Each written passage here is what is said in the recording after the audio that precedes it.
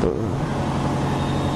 یہ ایک اہم ترین صفت جو کار رسالت انجام دینے کے لیے ضروری ہے، جس کا قرآن نے ذکر کیا محمد رسول اللہ صلی اللہ علیہ وسلم کی، کہ یہ تڑپ ہونی چاہیے کہ یہ لوگ جو روزانہ جو ارتھیاں نکل رہی ہیں جا رہی ہیں، ان کے بارے میں ہم سے سوال، ہم نے ذمہ داری ادا نہیں کی اپنے یہاں پر رہتے ہوئے، ہمیں دے گئے تھے ذمہ داری کہ تمہیں لیڈ کرنا ہے، تمہیں بتانا ہے، تمہیں پہنچانا ہے، اس کا سوال کیا جائے گا۔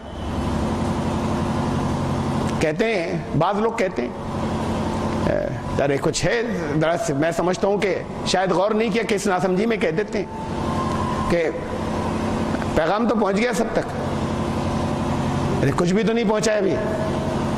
اس بات کو بھی بار بار کہہ چکا ہوں، دعویٰ نہیں چلے گا، دعوت اور دعوے میں فرق ہے۔ آپ کو ان کے مینٹل لیول پر جا کر وہ کیوں مان لیں جو اپنے ان کے ماں باپ نے بتایا مفتی کا مار کچھ اور، یہ تو آپ کا دعویٰ ہو گیا کہ اسے مانو گے تو یہ سچ ہے۔ قرآن کریم میں اللہ نے سب سے زیادہ اگر کسی کو کائنات میں دعویٰ کرنے کا حق تھا تو وہ اللہ کو تھا۔ اللہ نے کوئی چیز بغیر ثبوت کے نہیں کہی، سارا قرآن بھرا پڑا ہے توحید کو ثابت کرنے میں، آخرت کو ثابت کرنے میں، رسالت کو ثابت کرنے میں۔ دیکھو دلیلیں تمہاری چاروں طرف پھیلی پڑی ہیں، بار بار ثبوت دیے ہیں، تاریخ سے دیے ہیں۔ اللہ کو ضرورت تھی آپ پر ثابت کرنے کی؟ جب اللہ نے ثابت کر کے کہا تو آپ کو بھی ثابت ہی کر کے کہنا ہے، اور حق ہے تو ثابت ہوگا۔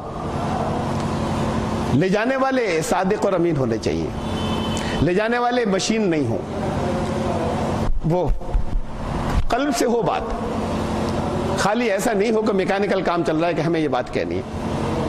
تو جب تک یہ ذمہ داری ادا نہیں کی، یہ خسارہ پورا نہیں ہوگا۔ بات ابھی آگے آ رہی ہے، خود قرآن نے کہا ہے، زمانہ گواہ ہے والعصر، اس بات کے اوپر کہ انسان خسارے میں رہے گا، ان الانسان لفی خسر۔ جب تک یہ چار چیزیں گنائی، جب تک یہ چار نہیں پوری ہو جائیں گی، سوائے اس کے کہ جو لوگ ایمان لائے، اچھے عمل کیے۔ ہمارے یہاں تو سب کی تقریریں، سب کی گفتگویں، سب کی بات چیت یہاں رک جاتی ہے جا کر ایمان اور عمل صالح۔ یہ آخری لمٹ ہے جو ختم ہو جاتی ہے کہ ایمان ہو، عمل صالح ہو، بات ختم۔ اور یہ آخری انتہا ہے۔ باتیں تو اس سے اور پہلے ختم ہو جاتی ہیں، کلمہ زبان سے پڑھ لیا ہو ایک بار، بس ختم بات۔ عمل صالح کی بھی بات ضرورت نہیں ہے۔ اور یہ بہت اونچے درجے کی بات جہاں پر میکسیمم کروا لیا تو ایمان اور عمل بھی صحیح ہونے چاہیے، ایمان اور عمل صالح۔ ابھی ایمان کا تو مطلب بھی نہیں جانتے۔ تو بہرحال ایمان ہو اور عمل صالح، قرآن کہتا ہے نہیں، ابھی 50% گھاٹے سے نکلے ہیں۔ جو خود قرآن کہہ رہا ہے چار چیزیں ہیں، گھاٹا پورا نہیں ہوگا انسان کا۔ ایمان، عمل صالح، وتواصوا بالحق وتواصوا بالصبر، یہ دو چیزیں اور آ گئیں، تاکہ دوسروں کو کرتے رہنا حق کی، حق کیا ہے یہ پہنچاتے رہنا، اس کے بغیر خسارہ پورا نہیں ہوا۔ وتواصوا بالصبر، اس راستے میں مشکلات آئیں گی، بہت آگے کی بات کہی ہے، ان مشکلات پر ڈٹے رہنا نہیں، صبر کہتے ہیں ڈٹے رہنے کو، چیخیں چلائیں نہیں، اسے صبر نہیں کہتے، اردو میں کہتے ہیں صبر سے، عربی میں اور قرآن کی زبان میں صبر اسے کہتے ہیں جہاں حالات کا سامنا کرتے چلے جائیں مردانگی کے ساتھ میں، اسے صبر کہتے ہیں۔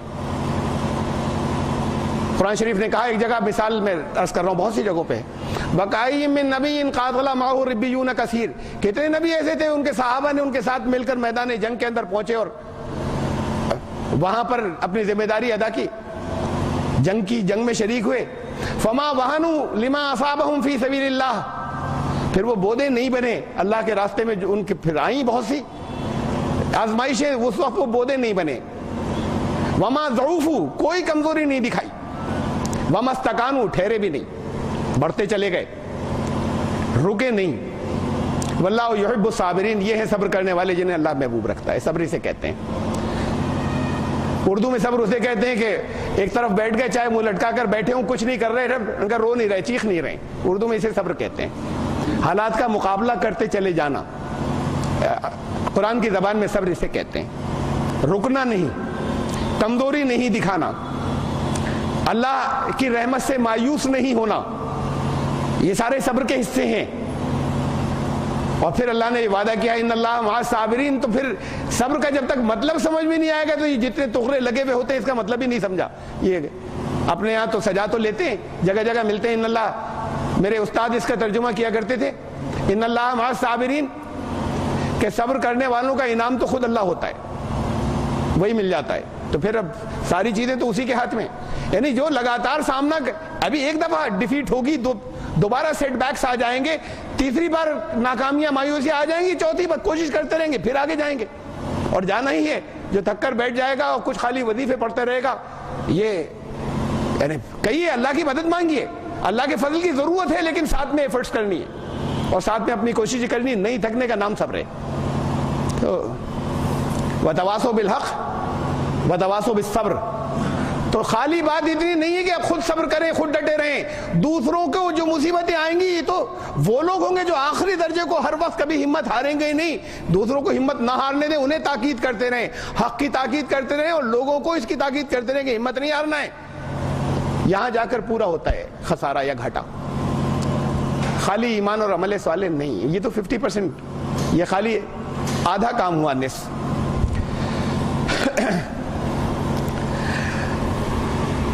یہ قرآن نے جو جو کچھ کہا، ہم سے کرنے کو کہا، اصل میں وہ سب رسول اللہ صلی اللہ علیہ وسلم کی سیرت ہے، وہ سب ان کا مزاج ہے.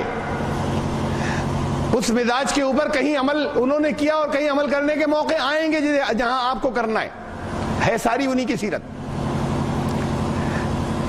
یہ بڑی اہم بات ہے جو قرآن نے کہی، جدھر ہماری توجہ نہیں ہے. وما لكم لا تقاتلون في سبيل الله والمستضعفين من الرجال والولدان والنساء والولدان الذين يقولون ربنا اخرجنا من هذه القرية الظالم اهلها واجعل لنا من لدنك وليا واجعل لنا من لدنك نصيرا. جہاں لوگوں پر ظلم ہو رہا ہو، مردوں پر اور عورتوں پر، مسلمان کا ذکر نہیں ہے، مردوں پر، عورتوں پر، بچوں پر، جہاں لوگوں پر ظلم ہو رہا ہو، وہاں تمہیں کیا ہو گیا کہ اللہ کے راستے میں جا کر لڑتے نہیں، جنگ نہیں کرتے اللہ کے راستے میں جا کر.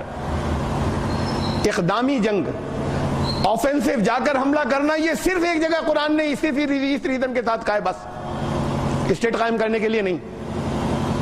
یہ کہ ظلم کہیں ہو رہا ہے تو تم کیوں نہیں جاتے جہاں پوری قوموں کو دبایا جا رہا ہے. 800 سال یہاں مسلمانوں کی حکومت رہی ہندوستان میں. 800 سال بہت ہوتے ہیں. اس 800 سال میں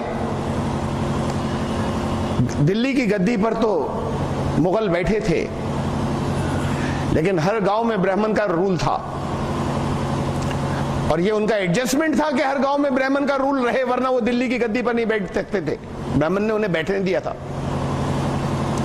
وہاں اس کا قانون نافذ تھا مذہبی قانون کی آڑ میں.